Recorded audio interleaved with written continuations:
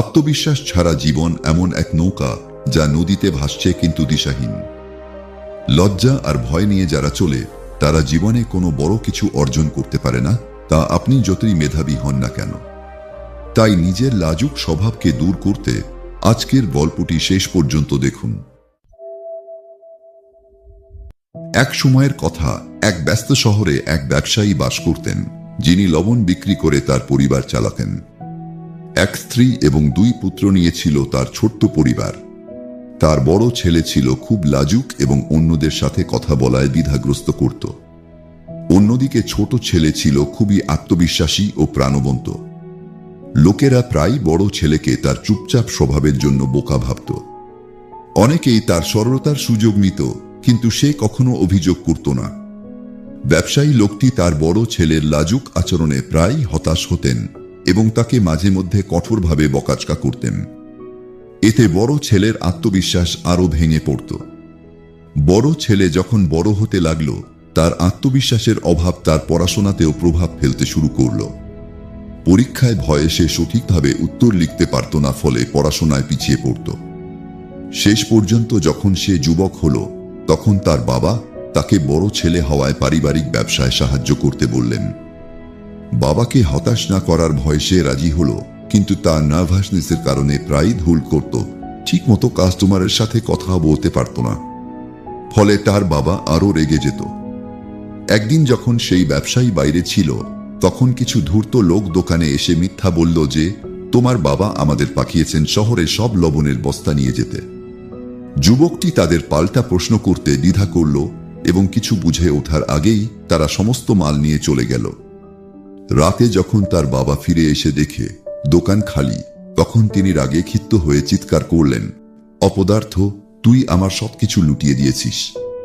তুই এখনই আমার চোখের সামনে থেকে চলে যা, আর কখনো ফিরে আসবি না। বাবার করা কথায় যুবকটি ভীষণভাবে ভেঙে পড়ল। বাবার রাগ, এলাকার লোকের হাসাহাসি আর নিজের অসহায়তা তাকে একেবারে মূল্যহীন মনে করালো। হৃদয় ভাঙা যুবকটি নদীর পাড়ে গিয়ে দাঁড়ালো। লজ্জায় তার বুক ফেটে যাচ্ছিল। সে ভাবল, এ জীবনে আর কোনো মানে নেই, আমি চিরকাল ব্যর্থই থেকে যাব। এসব ভাবতে ভাবতে ঠিক যখন সে নদীতে ঝাঁপ দিতে যাচ্ছিল, তখনই এক বৃদ্ধ লোক তাকে দেখতে পেয়ে তার হাত টেনে ধরে তাকে নিরাপদে ফিরিয়ে আনল। যুবকটি রেগে বলল, আপনি কেন আমাকে বাঁচালেন?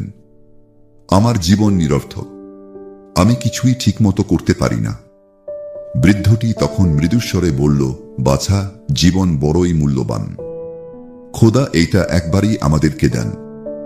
বেঁচে থাকলে তুমি তোমার ব্যর্থতাকে জয় করে সাফল্য অর্জন করাতে পারবে, কিন্তু যদি হার মানো, তাহলে কখনো জানতেই পারবে না তুমি আসলে কি করতে পারতে।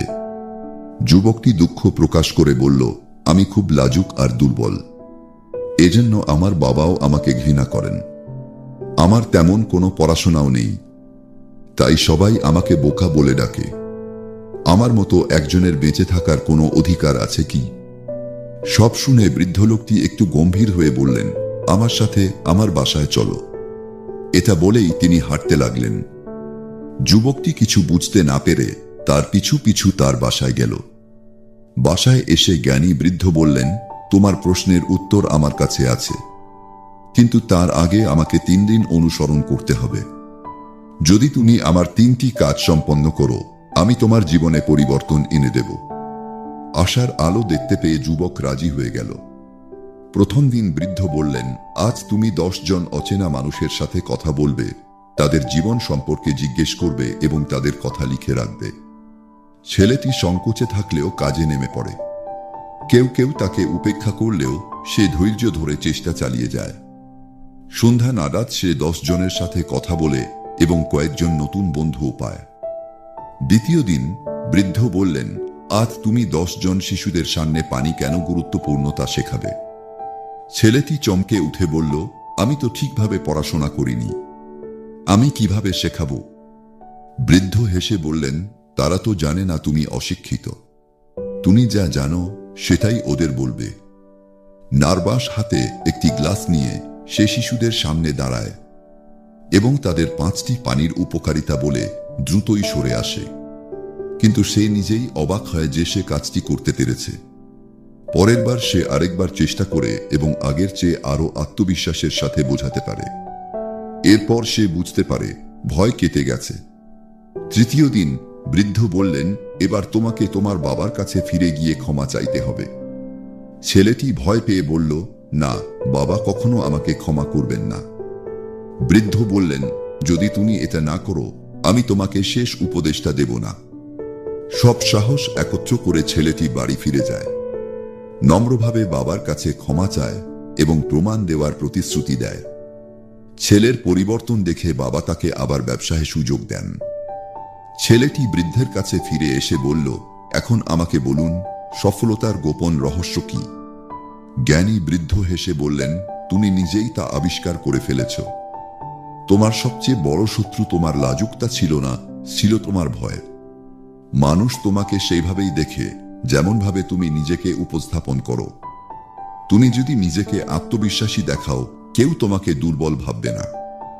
সত্যিকারের শক্তি আসে আত্মবিশ্বাস থেকে। চোখে কৃতজ্ঞতার অশ্রু নিয়ে ছেলেটি মাথা নত করে বলল, আমি বুঝতে পেরেছি। এবার আমি আর ভয়কে জয়ী হতে দেব না।